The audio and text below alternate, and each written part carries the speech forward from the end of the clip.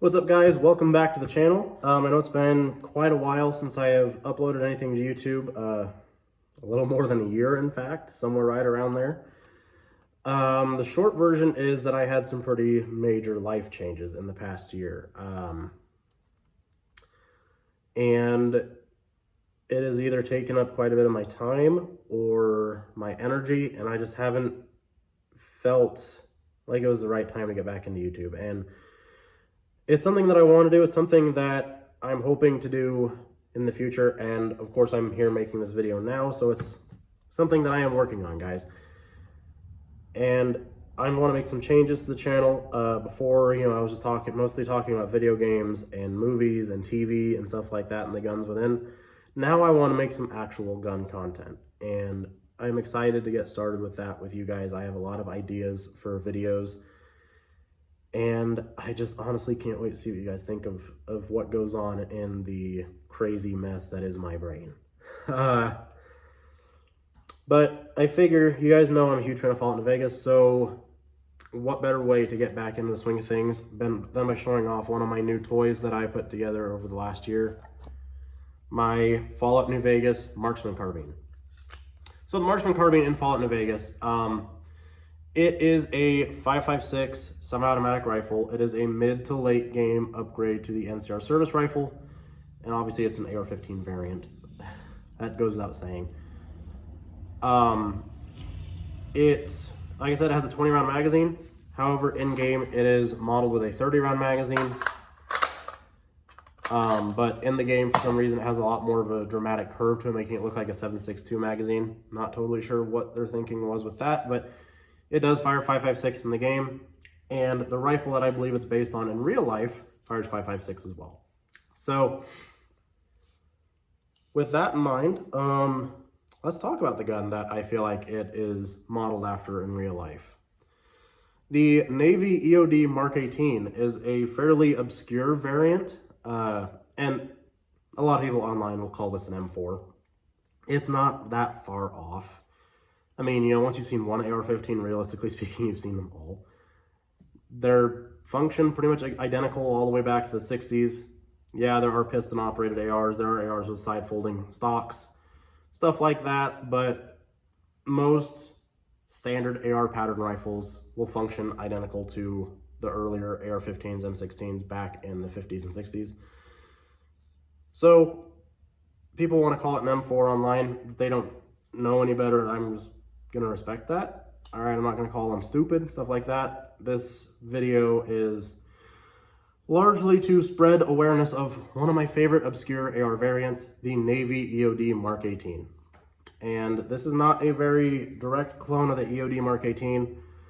A lot of people get mad, especially with the Mark.18s, when you call things clones when they're wrong in various numbers of ways.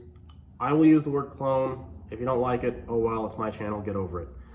I will tell you exactly what's wrong with this rifle from a Mark.18. The barrel is 0.2 inches too long. It's 1/5 of an inch too long. It's a 10.5-inch barrel as opposed to a 10.3-inch barrel. And I am poor, so I have a Palmetto State Armory barrel, primary arms optic, a slick side Spikes Tactical upper receiver, Spikes Tactical lower receiver, B5 systems, precision stock, and the lower parts kit is probably a CMMG lower parts kit. That's what I typically use. I honestly couldn't tell you offhand because, yeah, it's been like 9 months since I put this rifle together, guys. But it's not a clone of a Mark.18, but it is my Mark.18. Anyway, going back to the actual gun. The Navy EOD Mark.18, really it's defined by the handguard compared to other Mark.18s at any rate. What makes this handguard special, and this is a modern reproduction of what the Navy EOD Mark.18 would have had in the 2007, 2009-ish era, right? Uses the Voltor CASV rail. Which, what makes it special is that this is a free-floated rail. Back in that period of time, usually, well, here, I have to demonstrate. back in that period of time, typically what we would see with AR-15s is you have your front sight and a handguard cap, and then the delta ring, and then that's what holds the handguard in place. The Voltor CASV, you still have the front sight, you still have the delta ring, still have your handguard cap tucked up underneath in there, but none of that's actually being used to hold this handguard in place.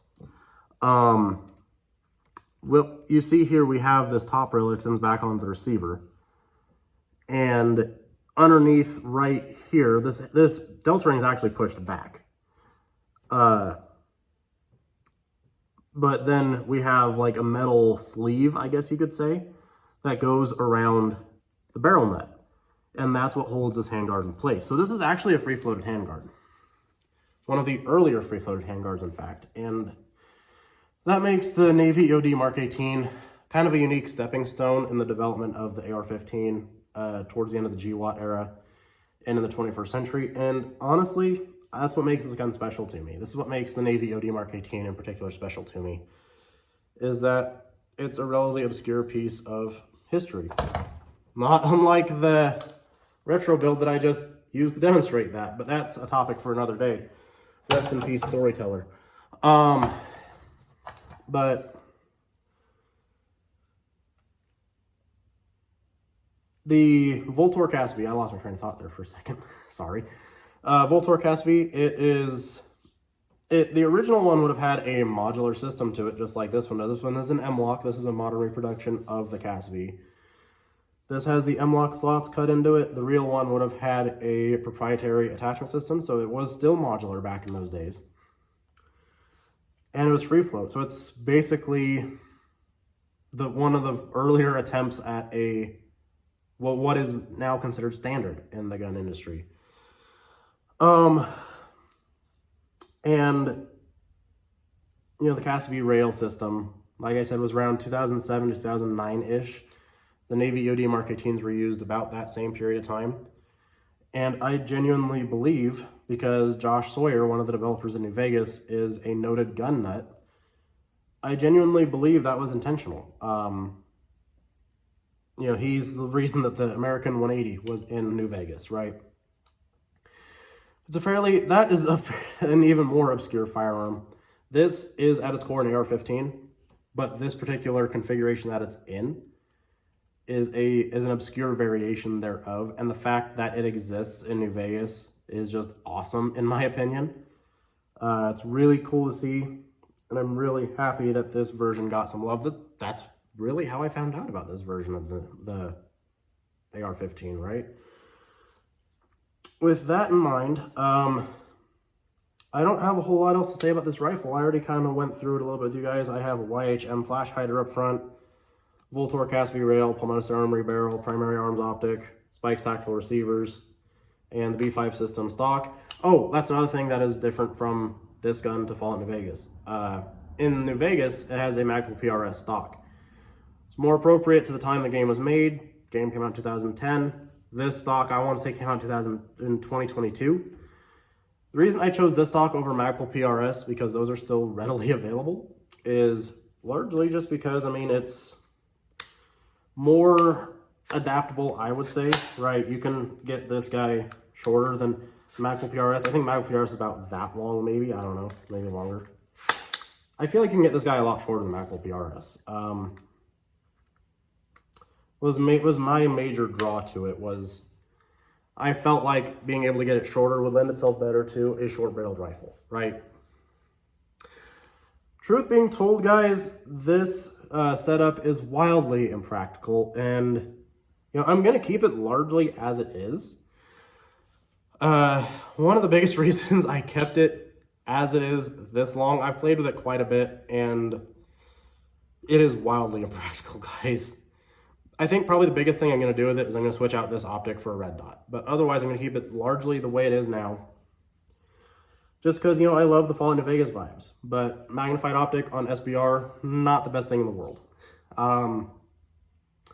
One thing I would like to talk about with this handguard, though, before I sign off, is if you were to put it on, say, on a 14.5 to 16-inch barrel, you can take off the bottom section here fairly easily.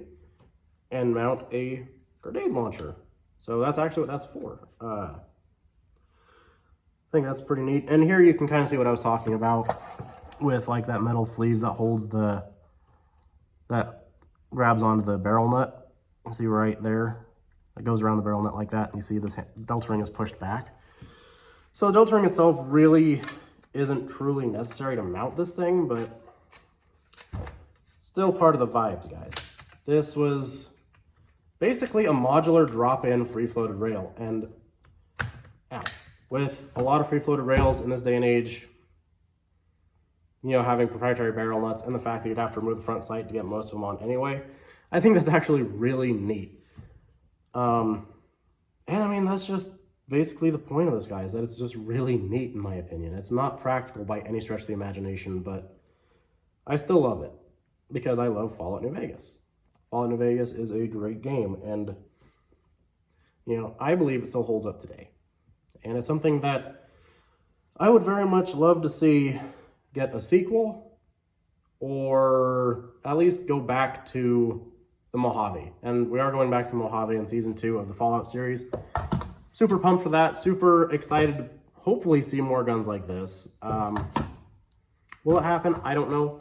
But if it does, maybe I'll get to break down some of the guns in the Fallout series season 2. I kind of missed the first season, but I mean, I watched it, but I watched the shit out of it. I love that show. It's such a great show. But, and I don't care what you say about the whole Fall of Shady Sands thing. It makes sense in my mind. I can make an entire video based on that if there's interest in it. But anyways, guys, I'm hoping that this leads to me making more content for YouTube in the future. I would certainly love to start getting back into this, but we'll see how things go. Until then, God bless Paul Harrell, and I'll see you in the next video.